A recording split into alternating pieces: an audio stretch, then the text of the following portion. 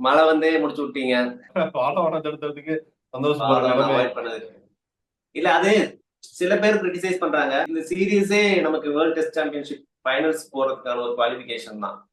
ஃபாலோவன் avoid பண்றதுனாலே நமக்கு defeat avoid பண்ணிட்டோம். So நம்ம டிரா பண்ணா ஆமா நமக்கு பாயிண்ட்ஸ் வரும்.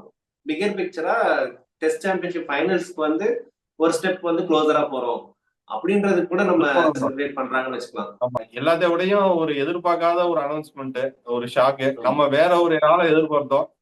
ஆமா. ஆனா வேற எதிர்பார்க்காத ஆளு ரிட்டையர்மெண்ட் பண்ணிட்டாரு. வேற ஒரு ஆளை விட ரெண்டு ஆளே நான் எக்ஸ்பெக்ட் பண்ணேன். இவர் அல்லது அவர் அப்படின்னு எதிர்பார்த்தோம்.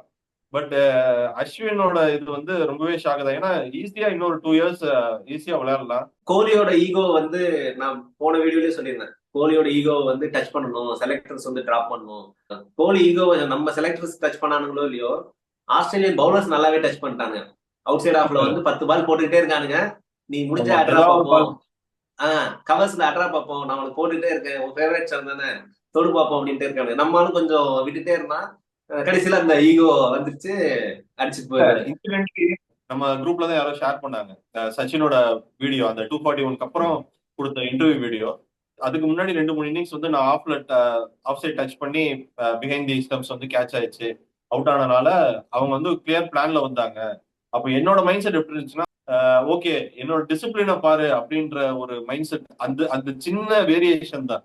ஸோ கோலியோட லெகசியை பத்தி நம்ம நோ செகண்ட் தாட்ஸ். அந்த ஈகோக்கு இது கொடுக்காம கொஞ்சம் ஹம்புலா கேம் தான் நம்ம எல்லாரோடையும் பெருசு அப்படின்ற மாதிரி வந்துச்சுன்னா கண்டிப்பா இன்னும் 2 டெஸ்ட்ல வந்து ஈஸியா அட்லீஸ்ட் ஒரு ஒரு செஞ்சுரி எதிர்பார்க்கலாம்.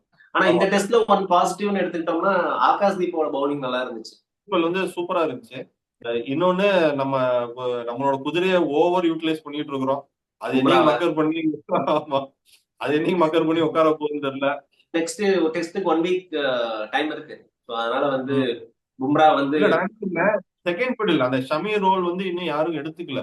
ஆமா. இவனே ஃபர்ஸ்ட் இன்னிங்ஸ் பார்த்தா 6 விக்கெட், ம், 6 விக்கெட்டும் நம்மளே எடுத்துனா என்ன பண்ண முடியும்? ஆமா. 445 ரன் அடிக்கும். அதுவும் ஹெட் வந்து நமக்குன்னே எனக்குனே வருவீங்களாடா மாதிரி தான் இருக்கிறான். ஆமா கொஞ்சம் இல்ல அது இல்லாம பேட்டிங்கும் நம்ம கடைசியில வந்து பும்ராவும் ஆகாஷ் தீப் வந்து ஆடணும் அப்படின்ற மாதிரி கொண்டு போய் கொடுத்துட்டாங்க. அதான் நினைச்சேன், வேடா பவுலிங் நானே போடணும், பேட்டிங் நானே பண்ணணுமா, என்னதான் பண்றது நம்ம? என்னதான்டா பண்ணுவீங்க நீங்க?